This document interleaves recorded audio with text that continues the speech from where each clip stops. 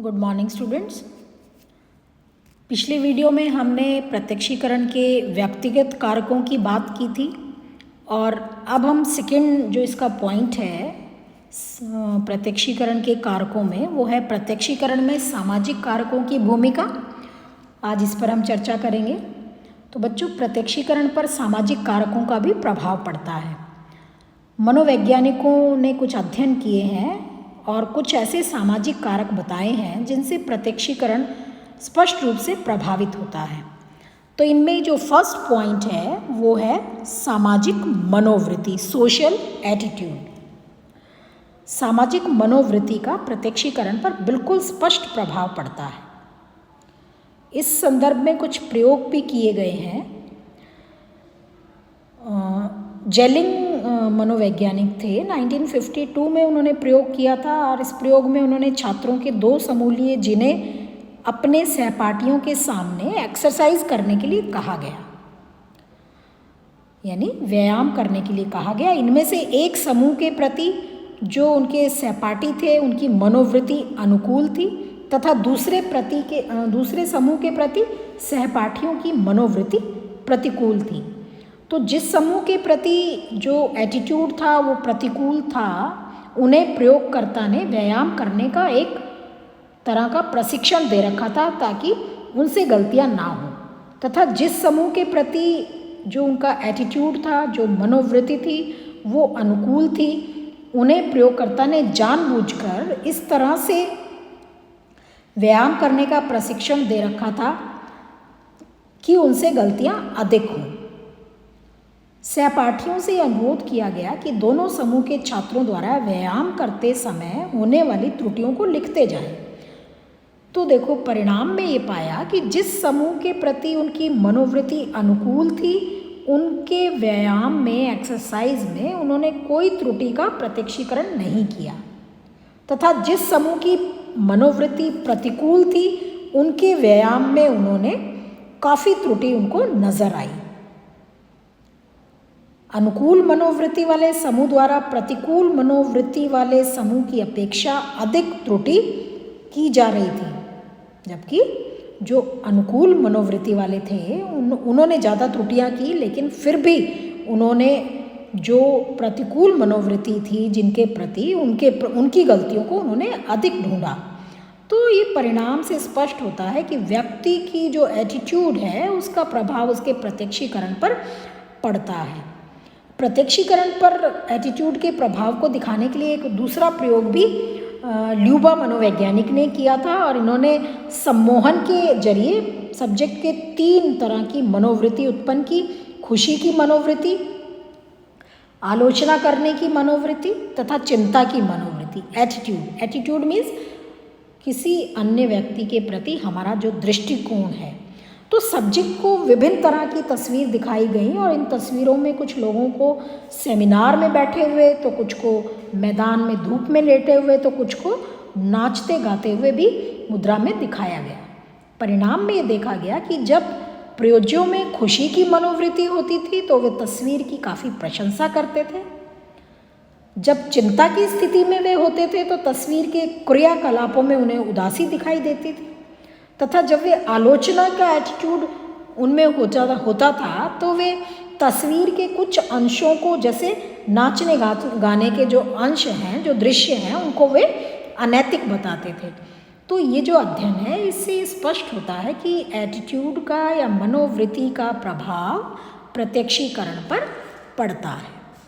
Second point है social norms, यानी सामाजिक मानक।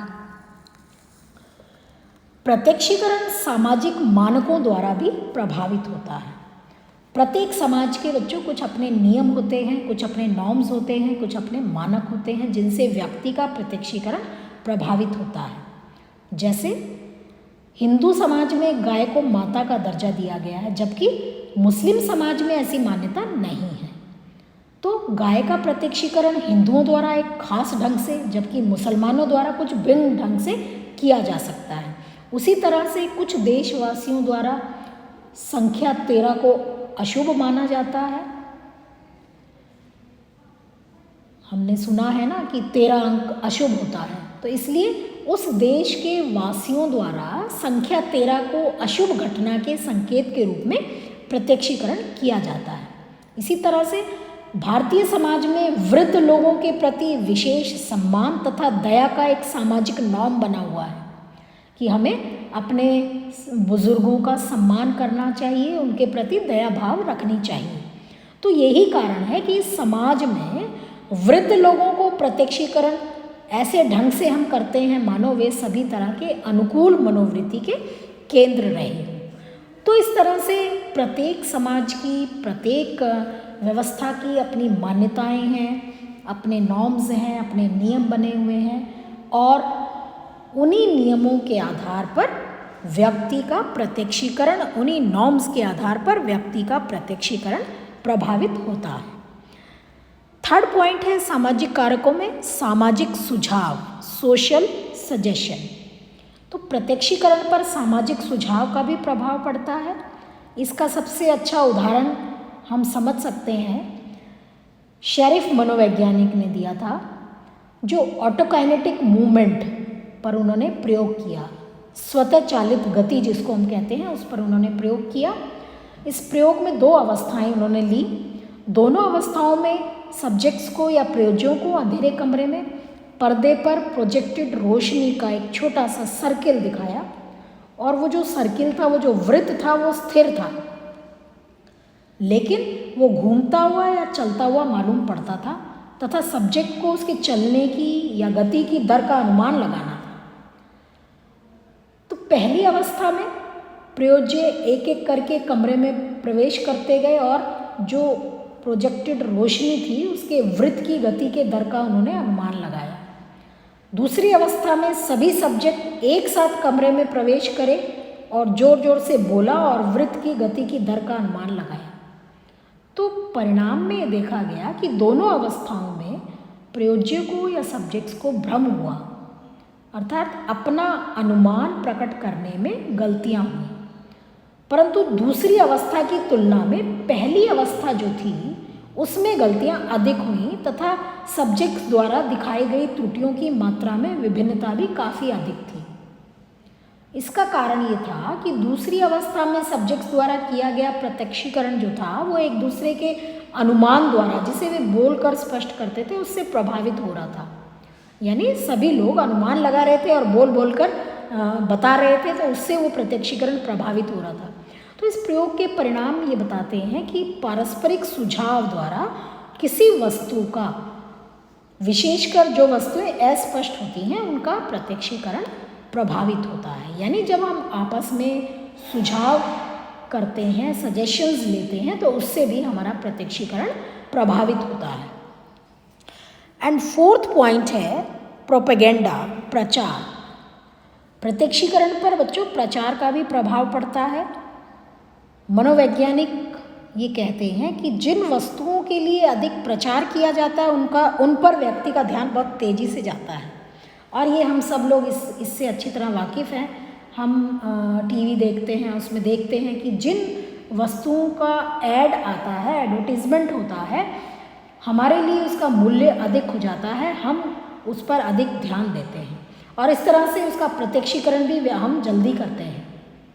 तो लॉन्गफील्ड मनोवैज्ञानिक ने ये बताया कि प्रचार व्यक्ति में एक विशेष तरह की मानसिक तत्परता उत्पन्न करता है, मेंटल रेडीनेस या मेंटल सेट उत्पन्न करता है, जिसके कारण व्यक्ति खास तरह के उद्दीपक या वस्तु का जल्दी प्रत्यक्षीकरण करता है और साथ ही साथ उससे उस ढंग से प्रत्यक्षीकरण करता है जैसा कि प्रचार में कहा जाता है।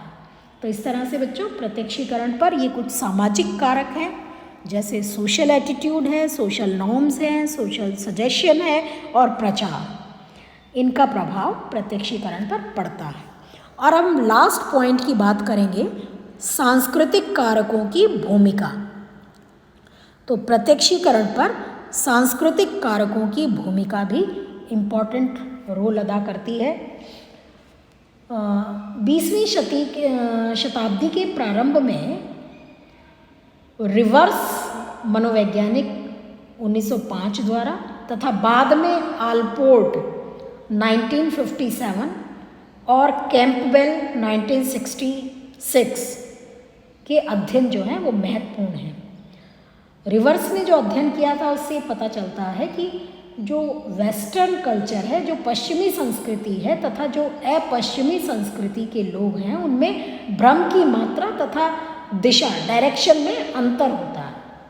यानी अपने अध्ययन में उन्होंने ये पाया कि जो अपश्चिमी संस्कृति के लोगों में कुछ खास तरह का भ्रम पश्चिमी संस्कृति के लोगों की तुलना में अधिक होता है। और इसका कारण ये बताया कि अपश्चिमी संस्कृति के लोग वेस्टर्न कल्चर के लोगों की अपेक्षा बौद्धिक रूप से निम्न होते हैं या तुच्छ होते हैं। तो प्रत्यक्षीकरण में सांस्कृतिक कारकों का भी बहुत अधिक महत्व होता है। तो हम ये कह सकते हैं कि जो प्रत्यक्षीकरण है उसको कई फैक्टर्स प्रभावित करते हैं। उनमें व्यक्तिगत कारक हमने पिछले वीडियो में किए थे और आज हमने सामाजिक कारक करे और सांस्कृतिक कारकों की भूमिका को पढ़ा। तो इस तरह से बच्चों हमारा जो क्या कहना चाहिए, थर्ड जो चैप्टर है पेपर फर्स्ट का यूनिट 1 का, तो आज हमारी यूनिट 1 कंप्लीट होती है। चैप्टर 3 हमारा कंप्लीट होता है जो संवेदना और प्रत्यक्षीकरण का चैप्टर है। तो आप लोग वीडियो को ध्यान से देखें बच्चों, और अगर आपको कोई प्रॉब्लम लगती है तो आप मुझसे कांटेक्ट कर सकते हैं, फ़ोन पर बात कर सकते हैं। और इसका जो रिटन मैटर है, जो PDF फॉर्म में मैं इसके नोट्स जो हैं आपको शेयर करूँगी। तो आप लोग ध्यान से वीडियोस देखें और चैनल को सब्सक्राइब करें। Thank you.